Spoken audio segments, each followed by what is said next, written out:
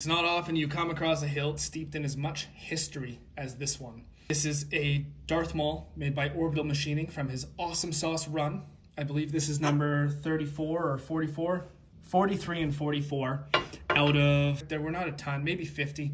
Whatever the case, the hilt is from 2011, give or take, and the crystal chamber is from 2013. This is a Goodman / Arklight Arsenal Laceratus. This is one crystal chamber of, I want to say, a dozen that he made back 10 odd years ago. And I don't know the whole history of Arklight Arsenal, but I've heard that he disappeared, took a bunch of money, went off the face of the earth, and then there were some really stand-up community members, I believe Alan from Vader's Vault, worked together to sort of restore the balance of the Force within the community, and did a lot of work to make things right as far as Arklight Arsenal went. That's what I've heard. This was a couple years before I got into the saber world, so I don't know all the details, but I can appreciate the history and integrity of this crystal chamber. And this was originally put inside a 2003 Parks Darth Maul. So we've got this crystal chamber from 10 years ago, out of a hilt from 20 years ago, put in a hilt from 8 years ago with technology from today. And I did everything I could to maintain the originality of everything. And that went as far as restoring this orbital machining. There were a number of modifications made to the hilt, and we'll go over that in a minute here, that I had to rectify to make everything work. And fortunately, there was only one thing I needed to do to this crystal chamber to get it to work, and that was removing a little accent rod that went from here up to there. It was just tacked on with some rubber glue. It was not very pretty. And as much as I would have loved to keep it just to maintain complete originality, it had to be removed to fit inside the Awesomesauce. So here we have the crystal. That was very difficult to illuminate even this bright with pixels today, because we have this long, narrow shaft you can't fit any pixels in. Fitting the connector up here was pretty straightforward. It's bolted on with a couple screws. We've got some reliefs to hold everything in place and fit everything properly. And then, of course, true to the original, we have some accents in here. The wires used today, 20 gauge, 22 gauge, etc., are bigger than the 30 gauge used in Tri-Crees back in the day.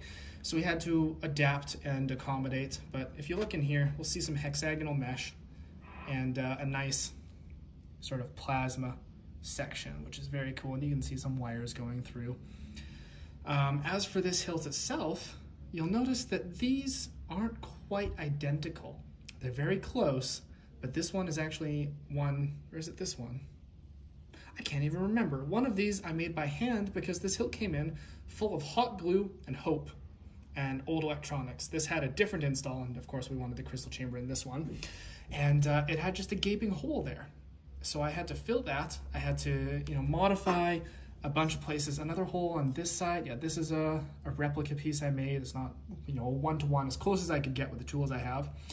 And then even the LED bezels, everything had to be modified to fit everything properly. It was a painstaking process, and it took a lot of work. Even these switches, these are made fully custom. The switch holders themselves are ordered in custom. They're modified and resized to fit properly. Then the cap is from a 5mm LED. It's glued on top of a 5mm pixel. Then we have a crown below the pixel, which routes the wires around a switch and rests on top of the switch, so you can press and click. And then it's held in with a 1mm perpendicular retention rod, because there's not a lot of space inside here to fit everything and have these switches working properly. It was very difficult to get it working at this level. I think I went through 4 different designs for the switches. I probably built 20 different switches before I landed on these ones that they work very good. Now, assembling the hilt. It's very important that you make sure the kill switch is off before you put anything together. And I'll show you why, because I ran into this problem. If you look here, we have 1 pixel lit there, and that's because these pins were short-circuited. And how they were short-circuited, see, nothing's supposed to be lit. How they were short-circuited has to do with the way this assembles. So to put it back together, the first thing we do is we screw this on. You can screw it on however, you don't have to worry. But it's very easy to, and then this we just place on top. We press down. It's very easy to accidentally bump this on the pins, and that will short circuit it. So you want to make sure, even there, I just touched them, you know, you want to make sure that the kill switch is flipped when you're assembling this thing so that you don't run into any of those issues. I'll flip it over here.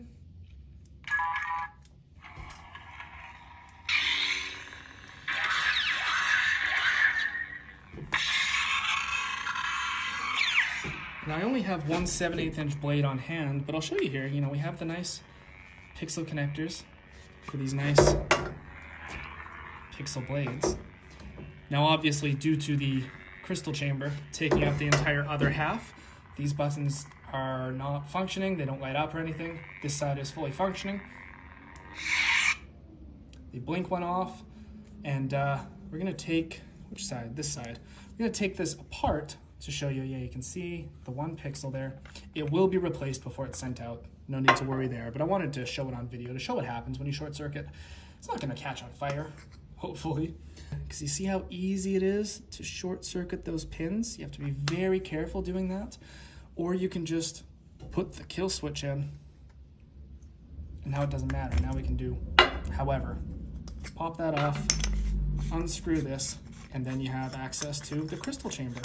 I was very careful restoring it, and then I went so far as to, you know, any new pieces that were put on have been kind of scratched and scuffed to match the look of a 10-year-old hilt. And then the hilt has been kind of touched up in places where it was a little too beat up from the previous install. So it's this perfect balance of just natural wear where you look at this and you think, yeah, that could be 10 years old. I believe it. There is one more thing to go over, and that's up here.